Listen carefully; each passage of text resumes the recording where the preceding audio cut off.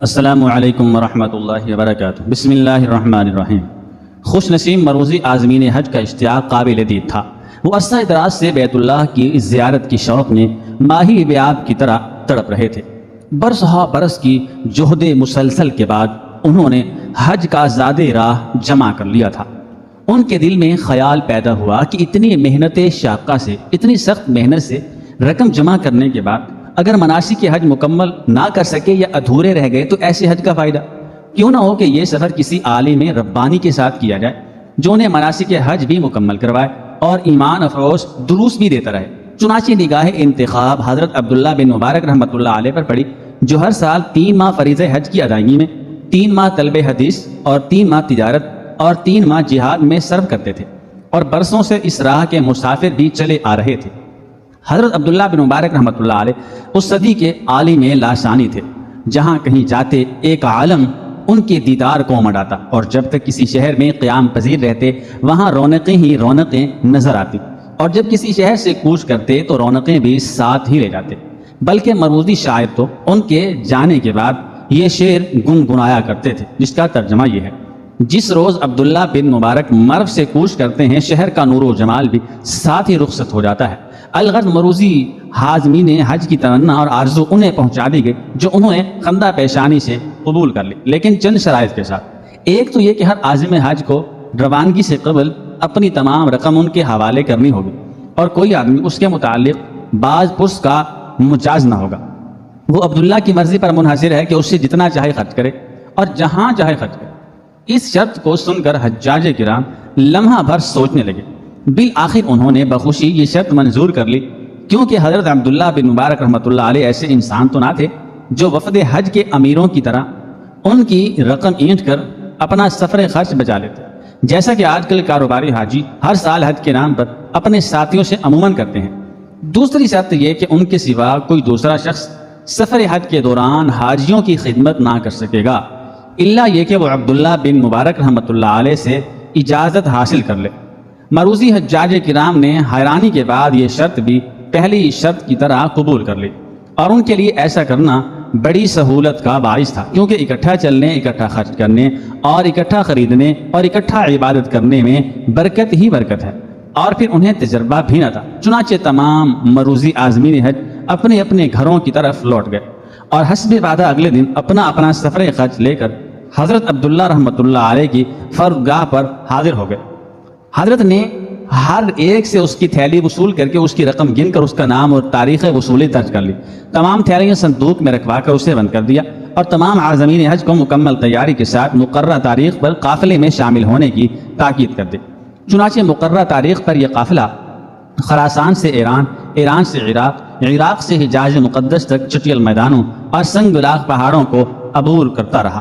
راستے میں جہاں کہیں فجر کو ناشتے اور دوپہر کو کھانے اور سستانے کے لیے دسترخوان سجانے اور خیمہ زنی کی نوبت آتی تو حضرت عبداللہ بن مبارک رحمۃ اللہ علیہ ان کے لیے عمدہ کھانے، ٹھنڈے اور شیریں مشروبات مہیا کرتے، رات کو خیمہ نصب کرنے اور بستر بچھانے کی ڈیوٹی بھی سر انجام دیتے۔ ساتھیوں نے بارہا خدمت میں حصہ لینا چاہا، لیکن یہ انہیں اپنی شرط یاد دلا کر روک دیتے اور خود ان کی خدمت میں مشغول رہتے۔ عازمین حج: حضرت اگر ہمارے ہوتے ہوئے سارے کام آپ ہی نے کرنے ہیں تو ہم کس مرض کی دوا اور کس بیماری کا علاج ہے؟ حضرت عبداللہ بن مبارک رحمۃ اللہ علیہ: صاحبو، میرے ساتھ کیے ہوئے عہد پر قائم رہو، اور جو عہد میں نے تم سے روانگی کے وقت لیا تھا اس پر پورے اترو۔ عازمین حج: حضرت ہمیں کیا معلوم تھا کہ آپ ہمیں اپنی شرائط سے یوں باندھ لیں گے کہ ہم معمولی خدمات بھی سر انجام نہ دے سکیں گے۔ ہمیں بستر بچھانے، کھانا پکانے اور برتن دھونے کی تو اجازت دیجیے۔ یقین جانیے ہمیں آپ کو خدمت سر انجام دیتے دیکھ کر شرم آتی ہے۔ حضرت عبداللہ بن مبارک رحمۃ اللہ علیہ: نہیں صاحب، میرے لیے اس سے بڑھ کر اور سعادت کیا ہو سکتی ہے کہ میں ضیوف الرحمان کا خادم بنوں، رحمان کے مہمانوں کا خادم بنوں۔ اس موقع پر اس بات کو بتا دینا ضروری خیال کرتا ہوں کہ اس دور کے عازمین حج ایسی شرائط کیوں لگاتے اور خدمت اپنے ذمے کیوں لیتے تھے۔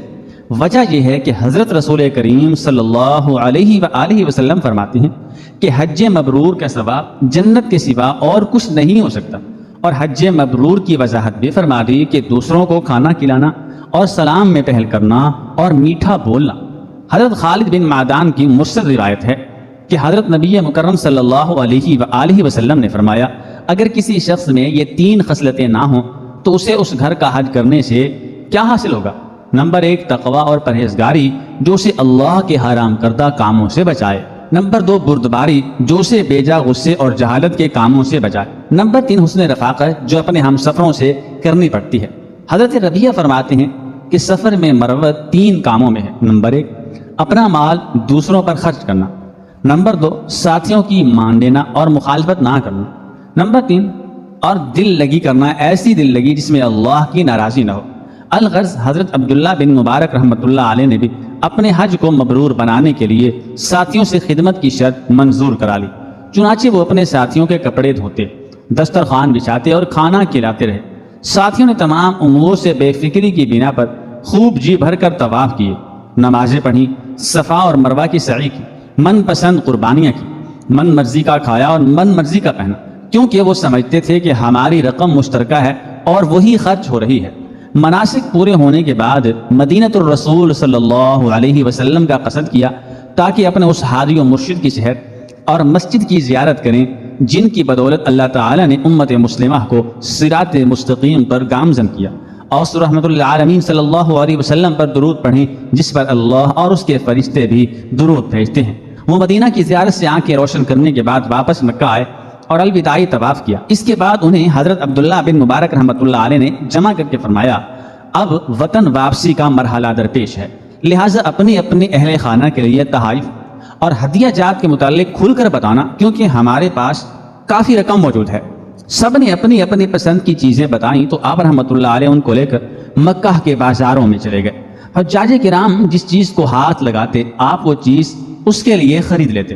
جب تمام ساتھیوں نے جی بھر کر تحائف اکٹھے کر لیے تو واپسی کا سفر شروع ہوا۔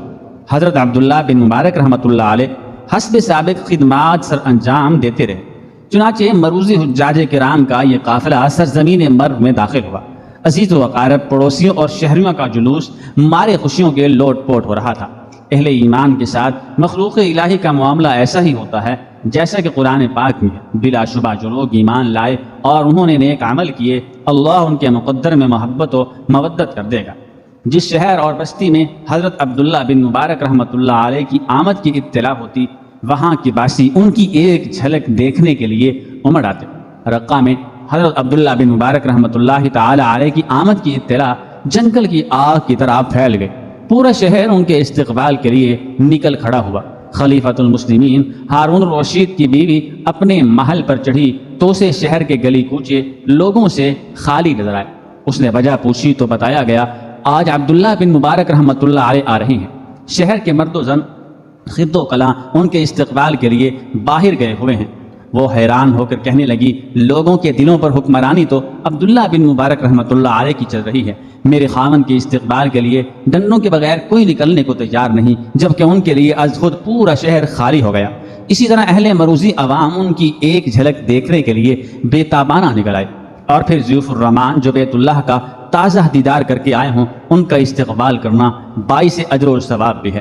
الغرض ضیوف الرحمان کے خاندانوں نے انہیں اپنے بازوؤں میں لے کر سینوں سے چپکایا اور 3 ماہ کے طویل فراق کی وجہ سے روتے ہوئے انہیں اپنے گھروں میں لے گئے۔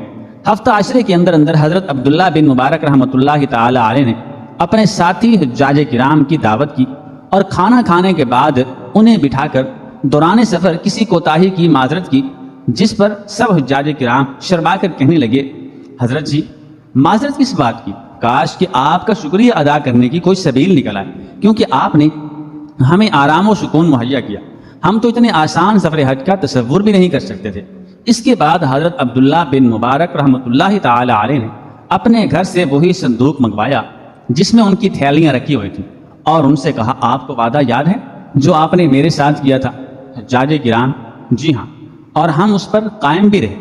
حضرت عبداللہ بن مبارک رحمۃ اللہ علیہ صاحبو ابھی آپ کے ایفائے عہد کا امتحان باقی ہے۔ حجاج کرام حضرت وہ کیا ہے؟ حضرت عبداللہ بن مبارک رحمۃ اللہ تعالی علیہ نے صندوق کھولا اور تھیلیوں کی گٹھری نکال کر ان کے آگے رکھ دی اور انہیں رقم گن لینے کا حکم دیا۔ حجاج کرام حضرت عبداللہ بن مبارک رحمۃ اللہ علیہ کے اس عمل پر دنگ رہ گئے اور بیک زبان ہو کر بولے حضرت آپ نے یہ کیا کیا؟ آپ ہماری رقوم یہیں چھوڑ گئے تھے۔ آپ نے یہ رقوم حج بیت اللہ کے لیے عرصہ سے جمع کر رکھی تھی اور آپ ہمیں واپس کر رہے ہیں۔ ہمارے حج کیسے ہوئے اور خرچ کہاں سے کرتے رہے؟ حضرت عبداللہ بن مبارک رحمۃ اللہ علیہ، آپ اپنے حج اللہ کے مال سے کرتے رہے اور انشاءاللہ آپ کو ثواب بھی پورا ملے گا۔ حجاج کرام، ہماری تو ایک پائی بھی خرچ نہ ہوئی تو پورا ثواب کیسے ملے گا؟ حضرت عبداللہ بن مبارک رحمۃ اللہ علیہ، خلوص، حسن نیت اور حسن عمل کی بنا پر۔ حجاج کرام، حضرت آپ نے ہمیں پہلے کیوں نہ بتایا کہ کھانے پینے اور تحائف خریدنے میں احتیاط سے کام لیتے؟ واللہ ہم تو آج تک یہی سمجھتے رہے کہ آپ ہم پر ہمارا ہی پیسہ خرچ کر رہے ہیں، اور باوجود یہ کہ ہمارے دلوں میں کھٹکا پیدا ہوتا تھا کہ ہمارا پیسہ اتنا تو نہ تھا جتنا خرچ ہو رہا ہے، لیکن یہ سوچ کر خاموش ہو جاتے کہ شاید اکٹھا کھانے اور اکٹھا خرچ کرنے اور اکٹھا خریدنے کی برکت ہو۔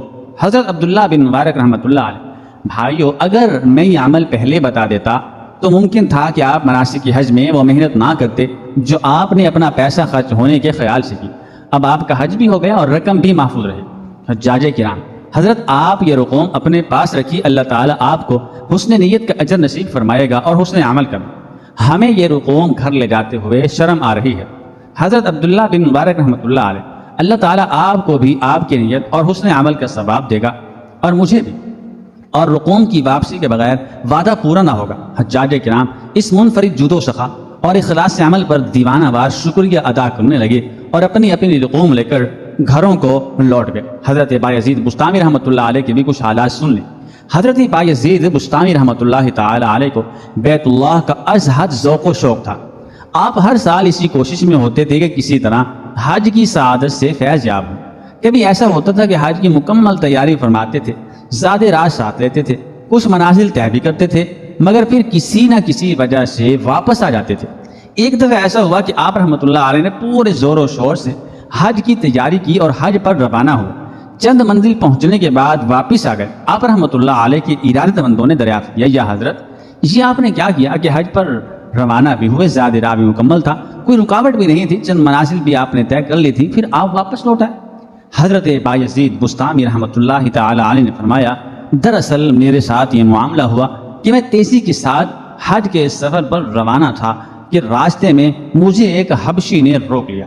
میں نے اس کے کہنے پر اپنی سواری کی باگیں کھینچ لیں اور اس سے پوچھا، بتاؤ میاں، تم نے مجھے کیوں روکا ہے؟ کیا تمہیں مجھ سے کوئی کام ہے یا میں نے کوئی غلط کام کیا ہے؟ اس حبشی نے مجھے زور دے کر کہا، اے بایزید، رب تعالیٰ کو بستام میں چھوڑ کر کیوں جاتا ہے؟ اس کے اسی ایک جملے نے میرے دل اور دماغ کو جھنجھوڑ کر رکھ دیا۔ میں اسے کوئی جواب نہ دے سکا۔ اس کے اس زوردار جملے نے مجھے لاجواب کر دیا۔ میرے دل و دماغ میں ایک عجیب سی کشمکش شروع ہو گئی۔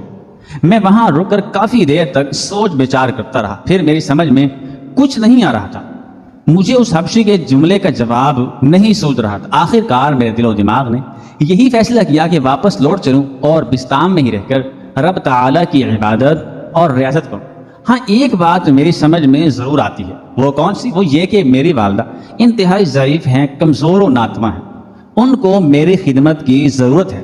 ہو سکتا ہے میری والدہ نے کوئی دعا کی ہو یا رب تعالیٰ نے یہی بہتر سمجھا ہو کہ میں اپنی والدہ کی خدمت کے لیے بستام ہی میں رہوں۔ بہرحال اللہ تعالیٰ کے ہر کام میں کوئی نہ کوئی حکمت پوشیدہ ہوتی ہے اور وہ اپنی حکمتیں خود ہی جانتا ہے۔ حضرت بایزید بستامی رحمۃ اللہ تعالی علیہ کو کسی نے بعد از وفات خواب میں دیکھا۔ پوچھا، آپ کے ساتھ کیا معاملہ ہوا؟ فرمایا، جب میں پیش کیا گیا تو پوچھا گیا کہ اے بایزید کیا لائے؟ میں نے سوچا کہ نماز، روزہ وغیرہ سب اعمال تو اس قابل نہیں کہ پیش کروں، البتہ ایمان تو بفضل ہی تعالی ہے، اس لیے عرض کیا توحید۔ ارشاد ہوا، دودھ والی رات یاد نہیں؟ قصہ یہ ہوا تھا کہ حضرت بایزید بستامی رحمۃ اللہ تعالی علیہ کے ایک شب ایک رات پیٹ میں درد ہوا تو ان کی زبان سے نکل گیا کہ دودھ پیا تھا، اس سے درد ہو گیا۔ اس پر شکایت ہوئی کہ درد کو دودھ کی طرح منسوب کیا اور فاعل حقیقی کو بھول گئے۔ پھر ارشاد ہوا کہ اب بتلاؤ کیا لائے؟ عرض کی، اے اللہ کچھ نہیں۔ فرمایا، ایک عمل تمہارا ہم کو پسند آیا ہے۔ ایک مرتبہ بلی کا بچہ سردی میں مر رہا تھا، تم نے اس کو لے کر اپنے پاس لٹا لیا، اس کی وجہ سے بخشتے ہیں، رہ گئی ساری کی ساری بزرگی اور تمام حقائق و دقائق و معارف سب کل عدم ہو گئے۔